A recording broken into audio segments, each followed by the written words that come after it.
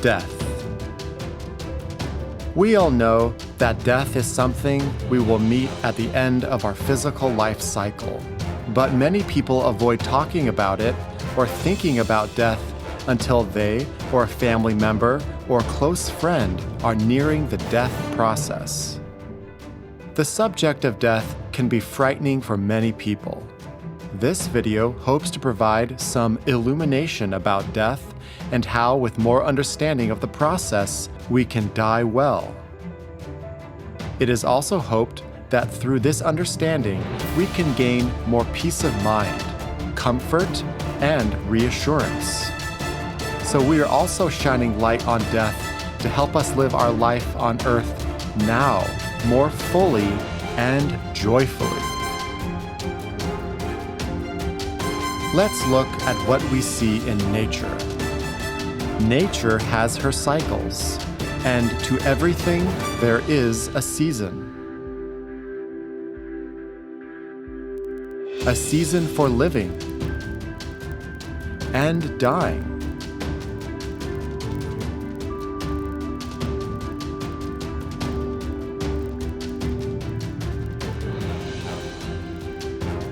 Life is constant changes.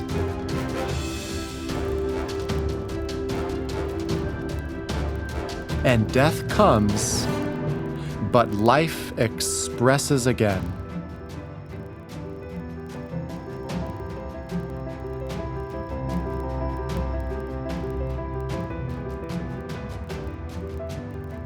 Belief in an afterlife post-physical death provides encouragement to many people. This belief can come through various religions and philosophies, which each have their own interpretations but share the same assurance that life does continue after physical death. Near-death experiences, where someone is medically dead and yet returns to life, paint a similar picture of beneficial afterlife experiences. Zhuo Kuo is a master of the wisdom. He is one of the great ones who knows both the inner spiritual life from an enlightened perspective, as well as the outer life on earth. He says, there is no death. After dropping the physical body, the person's consciousness continues in a more subtle body on the other side of the veil. He says there is entrance into a fuller life, where the person continues on in their interests and tendencies of life on earth. Master Zhuo Kuo says that just as there is an art of living well, there is also a technique of dying well. Death is a natural process for when the life cycle on earth is complete. We need to teach people the art of dying. This video hopes to assist in that process and bring more understanding about how to die well when our physical life is complete and our life continues on in a more subtle body within the inner planes of consciousness.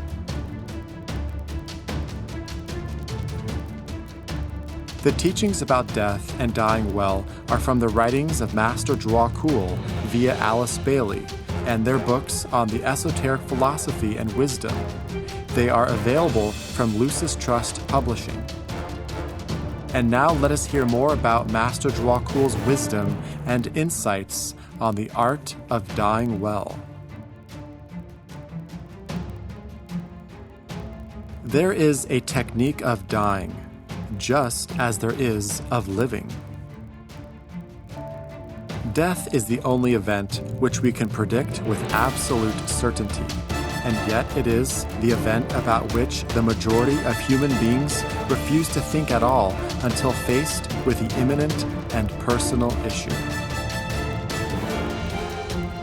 The time comes inevitably to all incarnated beings when the soul demands liberation from the body and from form life, and nature has her wise ways of doing this.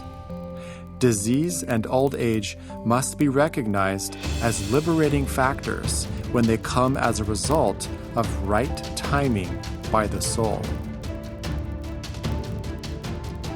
Master Dwakul continues to say, in dealing with the fear of death, raise the whole subject onto a more scientific level, and in this scientific sense, teach people how to die. He goes on to say, the morbid attitude of the majority of men and women to the subject of death, and their refusal to consider it when in good health, is something which must be altered and deliberately changed. During the next cycle, these wrong attitudes must come to an end. Death will become a normal and understood process, as normal as the process of birth, though evoking less pain and fear. Master Dwakul says, is it possible to conceive of a time when the act of dying will be a triumphant finale of life? Is it possible to vision a time when the hours spent on the deathbed may be but a glorious prelude to a conscious exit? When the fact that the man is to discard the handicap of the physical sheath may be for him and those around him the long waited for and joyous consummation.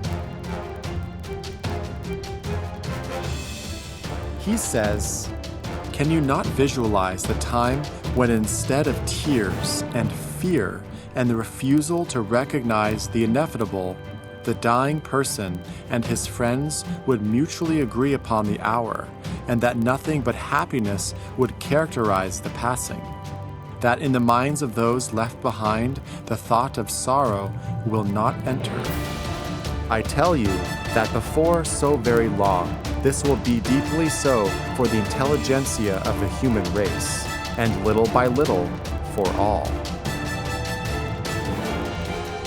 Our ideas about death have been erroneous. We have looked upon it as the great and ultimate terror, whereas in reality, it is the great escape, the entrance into a fuller measure of activity and the release of the life from the crystallized vehicle, or an inadequate form.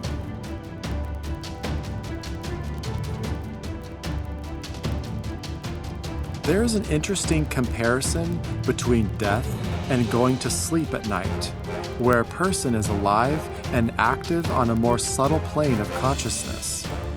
This is a nightly practiced experience, but we cannot consciously remember the process. What can we learn from the connection between death and sleep? Master Dwakul continues to say, people are apt to forget that every night in the hours of sleep we die to the physical plane and are alive and functioning elsewhere. They forget that they have already achieved facility in leaving the physical body because they cannot, as yet, bring back into the physical plane consciousness the recollection of that passing out, and of the subsequent interval of active living elsewhere. They fail to relate death and sleep. He goes on to say, death, after all, is only a longer interval in the life of the physical plane functioning. One has only gone abroad for a longer period. But the process of daily sleep and the process of occasional dying are identical, with the one difference that in sleep, the magnetic thread or current of energy along which the life force streams is preserved intact and constitutes the path of return to the body. In death, this life thread is broken or snapped. When this has happened, the conscious entity cannot return to the dense physical body, and that body, lacking the principle of coherence, then disintegrates. Once the individual has dropped their physical body permanently in death, their consciousness remains the same, and life on the more subtle planes of consciousness continues in much the same way as that on earth. But powerful attachments and strong desires for material earth can ensnare the wicked and keep them earthbound. and even for a few good people too. Master Dracul says, the right detachment frees an individual to move on. For average good citizens, death is a continuance of the living process in their consciousness and a carrying forward of the interests and tendencies of the life. Their consciousness and their sense of awareness are the same and unaltered. They do not sense much difference and are well taken care of. Master Dracul says, for the wicked and cruelly selfish, for the criminal and for those who live life for the material side only, there eventuates that condition we call earthbound. The links they have forged with earth and the earthbound bias of all their desires force them to remain close to the earth and their last setting in the earth environment. They seek desperately and by every possible means to recontact it and to re-enter. Long periods of time and an eventual lessening of the desires for the material side eventually releases the earthbound individual to pass on. In a few cases, great personal love for those left behind or the non-fulfillment of a recognized and urgent duty holds the good and beautiful in a somewhat similar earthbound condition. Suicide. Master Dracul says, death must not come as an arbitrary act, or as an escape from life and its consequences on the physical plane, or as a self-imposed act. Suicide, like the sin of murder, is in reality based on the fact that it interferes with the sole purpose, and not with the killing of a particular human body. War is altogether a different matter, and it depends on the motive.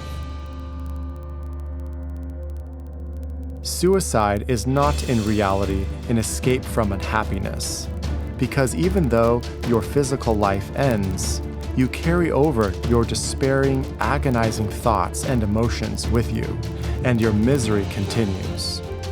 Eventually, the suffering human consciousness may realize the inappropriateness of their action and seek the light and love which is always present if the individual realizes it. They remain, however, in a type of limbo in the lower planes of consciousness until their allotted time arrives to move on to higher realms. All is determined by the law of karma.